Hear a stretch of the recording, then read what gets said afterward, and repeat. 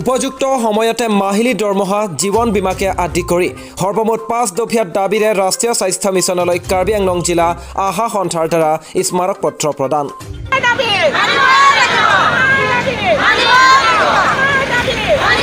উপযুক্ত সময়তে মাহিলী দৰমহা জীৱন বীমাকে আদি কৰি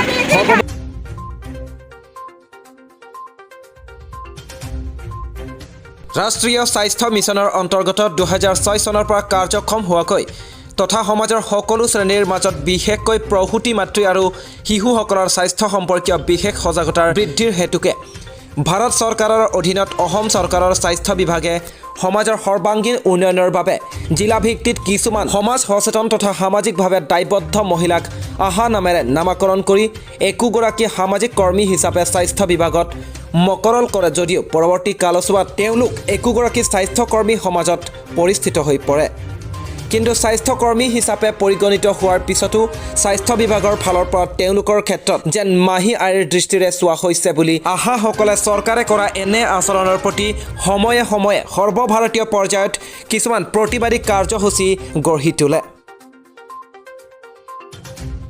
তাৰে পৰিপ্ৰেক্ষিতত যোৱাকালিৰে পৰা অৰ্থাৎ 28 আৰু 29 মাৰ্চত দুদিনীয়া কাৰ্যসূচীৰে সমগ্ৰ ভাৰতবৰ্ষত এক ধৰ্মঘটৰ কাৰ্যসূচী গ্ৰহণ কৰে।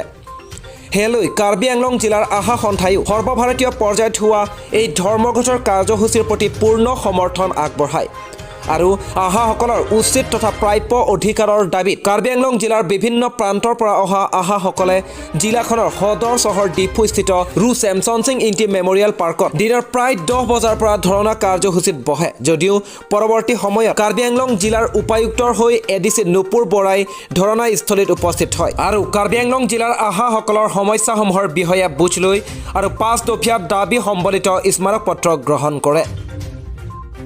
কাৰ্বি আংলং জিলাৰ উপায়ুক্তৰ জৰিয়তে ৰাষ্ট্ৰীয় স্বাস্থ্য মিছনৰ সঞ্চালকৰ প্ৰতি উল্লেখ কৰা উক্ত স্মাৰক পত্ৰত কৰ্মৰত সকলো আহাৰ মাহিলী দৰমহা 21,000 টকা, জীৱন বীমা আঁচনিৰ নামত 50 লাখ টকা, প্ৰতিগৰাকী আহাৰ সন্তানসকলৰ শিক্ষা, আহাৰ আৰু স্বাস্থ্য সেৱা বিনামূলীয়া কৰা, প্ৰতিগৰাকী আশা কৰ্মীক চৰকাৰী কৰ্মচাৰী হিচাপে মৰ্যাদা প্ৰদান কৰা তথা কোভিড মহামাৰীৰ কালছোৱাত এগৰাকী আগশাৰীৰ যোদ্ধা হিচাপে সমাজৰ প্ৰতিগৰাকী পুৰুষ মহিলা আৰু শিশুসকলক আগবঢ়োৱা সেৱাৰ বিনিময়ত আজি পৰ্যন্ত অনাদায় হৈ থকা অন্যান্য আৰ্থিক সা সুবিধাখিনি অতি সোনকালে প্ৰদান কৰিবলৈ কাৰ্বি আংলং জিলাৰ আশা সন্থাৰ স্মাৰক পত্ৰত উল্লেখ কৰা হয়।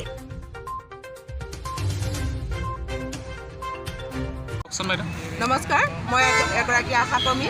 মই 2006 চনৰ পৰাই আশাকৰ্মী কাম কৰি আছোঁ। বহুত কষ্ট কৰিছোঁ, বহুত দুখ ভুগিছোঁ, ইয়াৰ ক'বলৈ ভাষা নাই। আমাক কি কামত নাই খটোৱা, একদম পলিঅ'ৰ পৰা ধৰি আনচাই আমি ইলেকশ্যন ডিউটিও কৰিব লাগে, তাতো আমি টিবি বেমাৰৰ পৰা ধৰি সকলো ৰোগীকে চাব লাগে।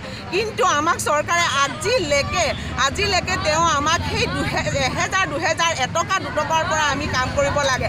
এটা বেবী জন্মৰ পৰা আমি 5 বছৰলৈকে বেবীটোক কিমান সুৰক্ষা, এগৰাকী প্ৰেগনেঞ্চি মাদাৰক আমি কিমান সুৰক্ষাকৈ ৰাখিব লাগে, কেনেকৈ কি কৰিব লাগে, আমি ঘৰে ঘৰে আমাৰ কি সন্তান নাই, আমাৰ কি ঘৰ দুৱাৰ নাই, আমি কিমান কষ্ট কৰোঁ দিনে ৰাতি আমি কি শুবলৈ আমাৰ টাইম নাই। ডেলিভাৰী এটা ফোন কৰিলেও আমি দৌৰ মাৰি যাব লাগিব, পেচেণ্টক আমি কিমান সহায় কৰিব লাগিব তাৰ ভাষা নাই। কিন্তু চৰকাৰে আমাক আজি দিন ধৰি আমাক কিমান কষ্ট দিছে, কিন্তু বেলেগ যিকোনো কামতে দেখিছোঁ চৰকাৰে বহুত সহায় সুবিধা দি আছে, কিন্তু আমাৰ এই আশাসকলক একেবাৰে দিয়া নাই। সেইকাৰণে তেওঁক মই হাতযোৰ কৰি কৈছোঁ যে আমাৰ আশাসকলক তেওঁ এবাৰ মাহিলীকৰণ কিবা কৰক আৰু 21,000কৈ আমি ধৰিছোঁ, তেওঁ আমাক দিবই লাগিব, নহ'লে আমি আশাকৰ্মীৰ পৰা বিৰত হয়।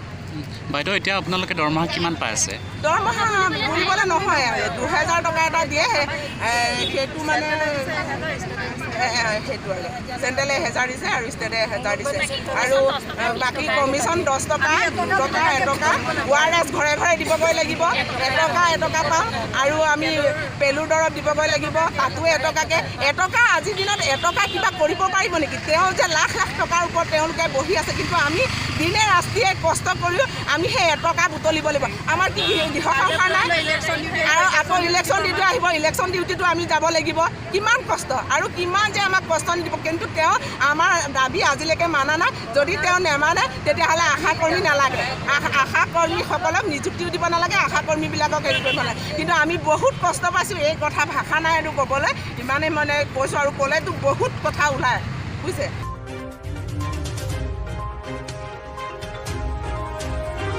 কাৰ্বি আংলং ডিফুৰ পৰা পংকজ ডেকাৰ প্ৰতিবেদন বিশ্বনাথ কাৰ্বি লাইভ।